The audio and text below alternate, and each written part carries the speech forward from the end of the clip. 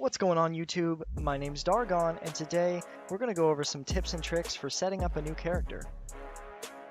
So there's quite a few things that I do when setting up a new character, and I was just thinking to myself that it might be a little confusing to a new player when starting a new character.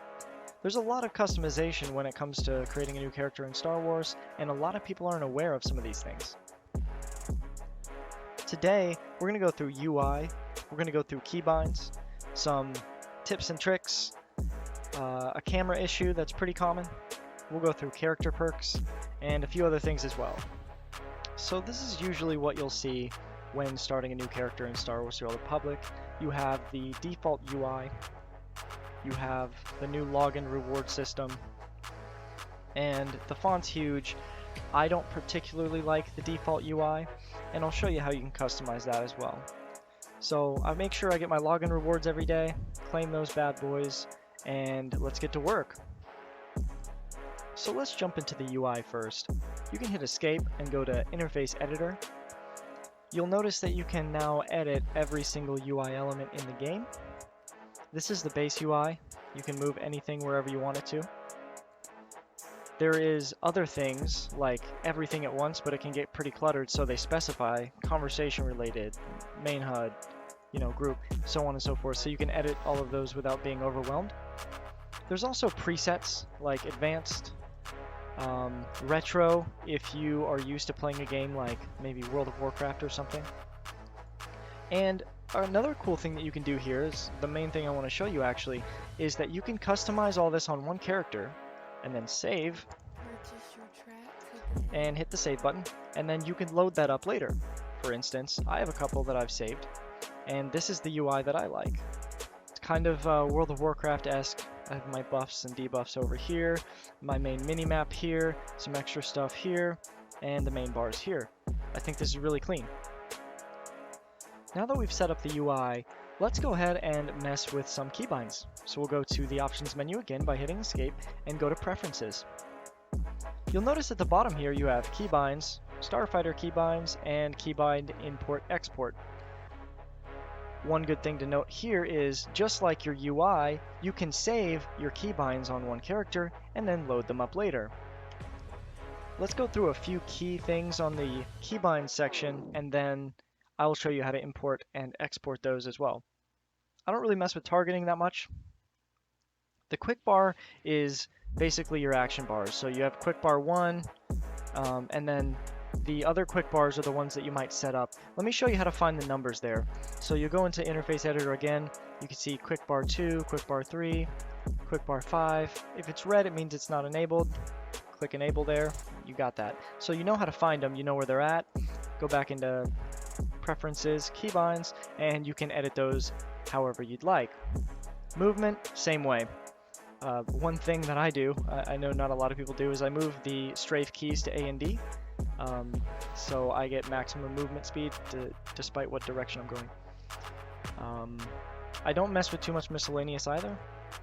I personally change a couple things in the interface section, and this is where you'll find all of your character panels and crew skills and things.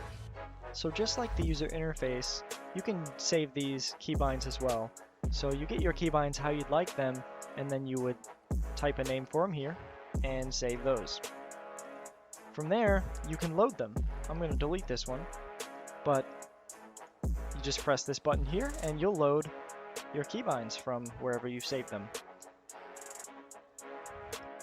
Now let's talk about some settings that might help you out. We'll again go to preferences. We'll click game at the bottom left, and let's go down the list. Controls, if this isn't enabled, enable auto loot on right click and enable area loot.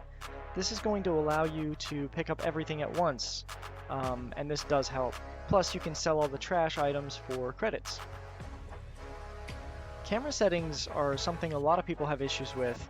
I personally have an issue where even if my camera rotation speed's at 0%, it was always really crazy fast. It's not really that fast right now, but there's actually a way to fix this. So all you're gonna do is hit your Windows key, type in run, go to app data. The screen will come up like this. You go to local, you'll go to Star Wars The Old Republic. You'll go to Star Wars The Old Republic again, settings, and you'll go to your account name _ account. From here, you'll see this, or if you don't see this, add this, controls camera rotation speed, and this is set to something beforehand, I think default like 0.6 or something, but you can take this number and fine tune it until the camera speed is much better. So once you save this, just go ahead and fully restart your client, and that will fix the camera issue. Fly text is going to be the numbers you see when doing certain things. So you can edit these how you like. I just keep them on. I don't mess with anything in combat logging. Sound, obviously where your sound's at, so if something's too loud, here's where to change it. Chat, you can turn on your profanity filter or turn it off if you don't want to see bad words in chat.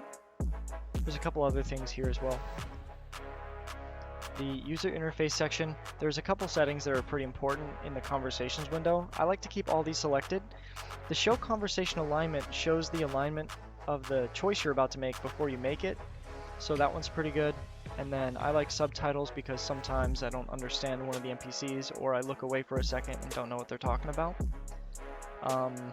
You can change your map fade values here, and this is for your mini map. For instance, if you were to go to your map and start moving around, you see how mine kind of fades out a little bit, so you can kind of see where you're going while you're using the map. And I don't mess with too many other settings there. Tooltips, this is personal preference. Show detailed item tooltips. I like to enable that one so you can get a little more information on your tooltips windows. Graphics is just how you'd adjust your the quality of your game. I don't really mess with anything else here in the preferences window. Social's good if you're trying to ignore people or something, and nameplates just are these things. So there's that. The next thing I want to talk about is legacy perks. If this is your first character, you won't get a legacy until about level 10, but it'll have you create a legacy at that point. But to access your legacy, you'll hit Y. So the character perks are designed to help your subsequent characters level faster. You'll get this character perks pane once you create your legacy, and you'll unlock them at different legacy levels. You'll see legacy level 2 required, legacy level 7 required, and you'll get legacy level just by getting experience in the game, just playing it. So don't worry about that. But the most important ones that I pick up on every alt are the class mission experiences. I get all of them. The exploration experience. If you like flashpoints, grab the flashpoint ones, and if you like Warzone, grab the Warzone ones. On the right side, these are related to your companions, so unless you're leveling some professions, I wouldn't worry about these now. But another really great one is when you get your alt characters, you can get speeders faster. So you can get speeders at lower levels here. You can get priority transport to the capitals and to your ship and to a couple other places. So you can put these on your bar and basically just quick teleport places. They really help you with travel. And you can get things like mailboxes, repair droids, cargo holds, and respecializations in the field. And these are all just to help you level. So if this is a first character, you won't have access to these perks, but it's important to know for future characters that you can do all these things. To sum this up, you get some experience bonuses, you can help your companions level up a bit quicker, you have some conveniences like a summonable mailbox, repair, stuff like that, and quicker mounts, and some teleports to points of interest. Another thing to look at here are the Others tab in the global unlocks, and this is for the entirety of your account. Once you unlock these, they're available for every character. So this is more long-term things, but I would definitely recommend knowing where this is and going through them and reading them and seeing what they are. Next, if you hit P, I think by default, mine is K, or go to your character panel and go to abilities, you can hit Legacy, and that's where these legacy bonuses you can purchase in your Legacy tab will show up. Another really important thing that you should do is get your quick travel icon out of the general tab and put it on your bar. This will help you travel around if you've explored somewhere before. So let's say you're doing a quest somewhere, you go out and do the quest, you can usually teleport back.